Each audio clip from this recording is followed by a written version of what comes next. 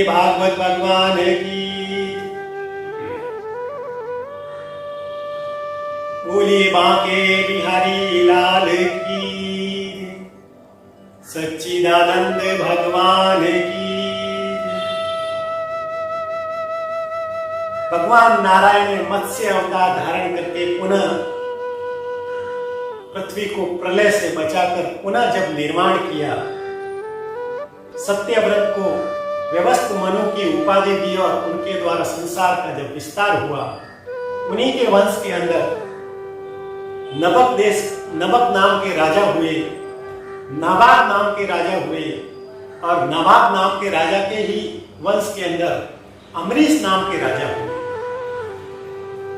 ये राजा 7 द्वीपों के राजा होने के उपरांत भी उनको किसी भी प्रकार का अहंकार नहीं था।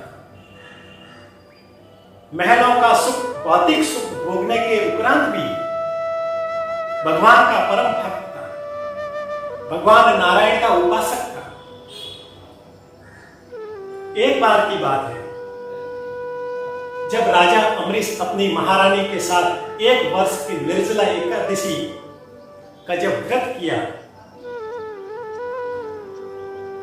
जब अंतिम एकादशी का व्रत का उद्यापन करने का जब समय आया, तब भगवान की पूजा करने का आयोजन किया।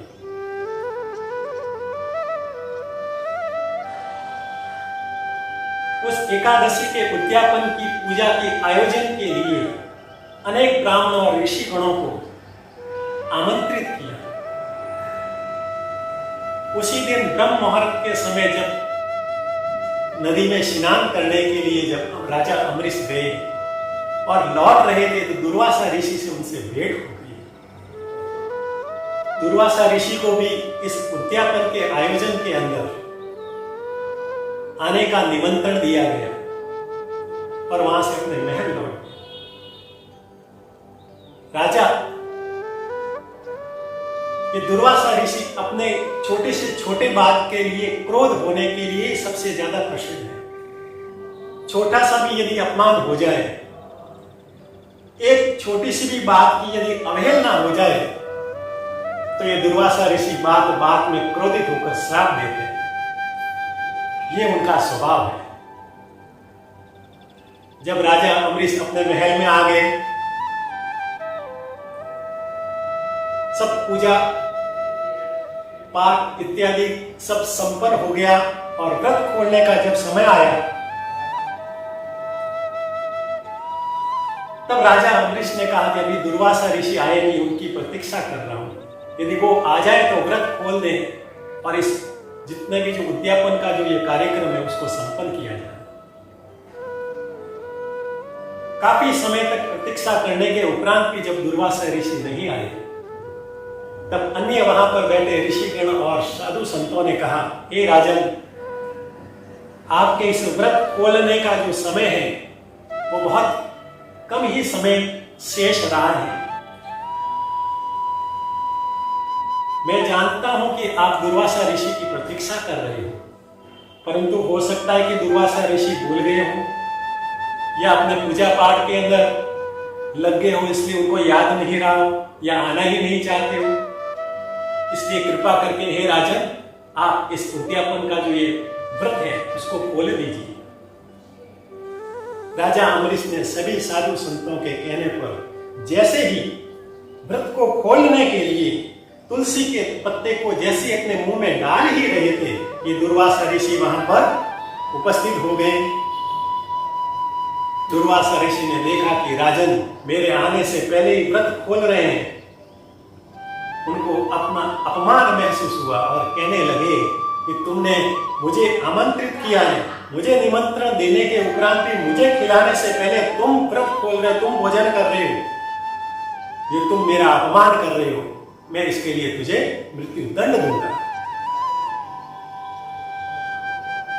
दुर्वासा ऋषि प्रचंड क्रोध में आए और अपने जटा से एक बाल को जैसे ही पृथ्वी पर पटका, उससे कृत्या नाम की एक दैत्या प्रकट हुई और उनको आदेश दिया कि इस राजन ने मेरे आज्ञा की अवहेलना की, मेरा अपमान किया है, जाओ इसको मृत्यु दंड दे दो, उसको अभी मार दो, तुरंत मार दो।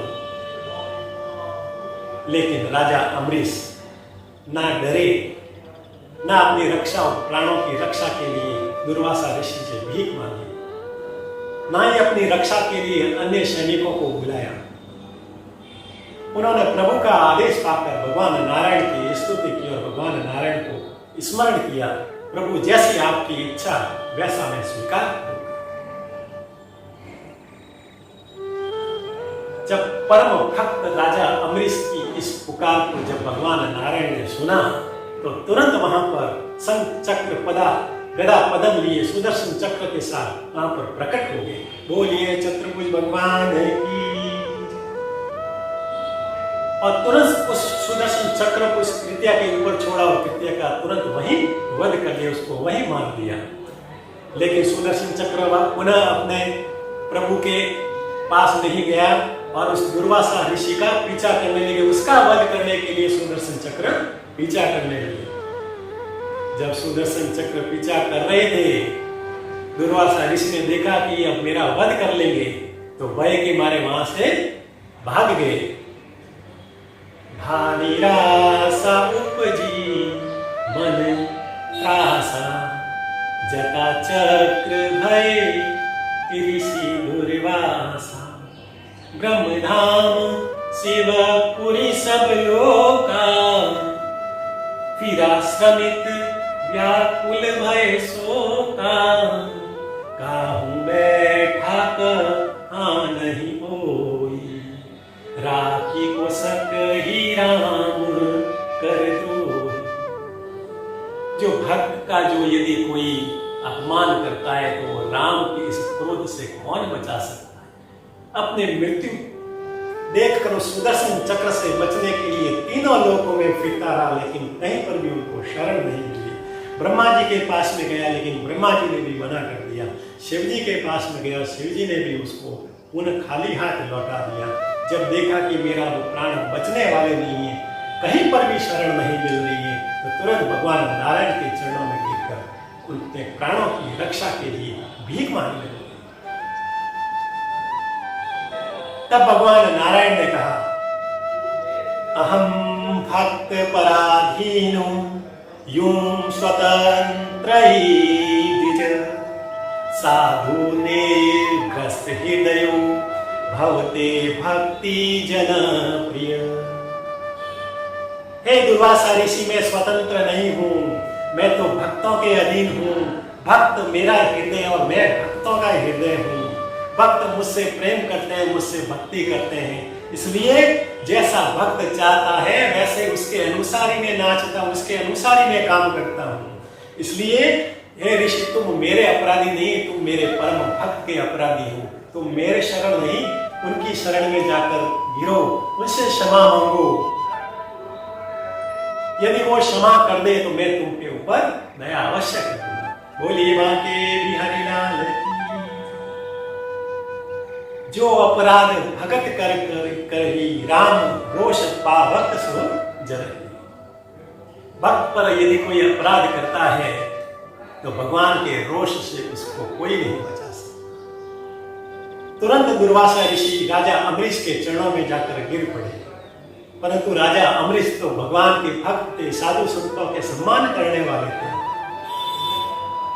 तुरंत दुर्वासा ऋषि को उठाया, उनके चरणों में वंदन किया, उनको गले लगाया, उनके जितने भी किए कृत्य को क्षमा किया, तब जाकर सुदर्शन चक्र शांत हो गया। इस प्रकार से वहां पर समस्त वातावरण शांत हुआ। दुर्वासा ऋषि और समस्त ऋषिगणों को भोजन करवाया। उसके उपरांत राजा अम्बरीश ने अपने व्रत को खोला और वहां पर अनेक हजारों वर्ष तक वह राज करने लगे। और जब वृद्ध अवस्था आ गई, अपने पुत्रों को राज्य सौंपकर बद्रिका विशाल चले गए और भगवान की भक्ति करते करते मोक्ष धाम की प्राप्ति हो गई। बोलिए भागवत भगवान की।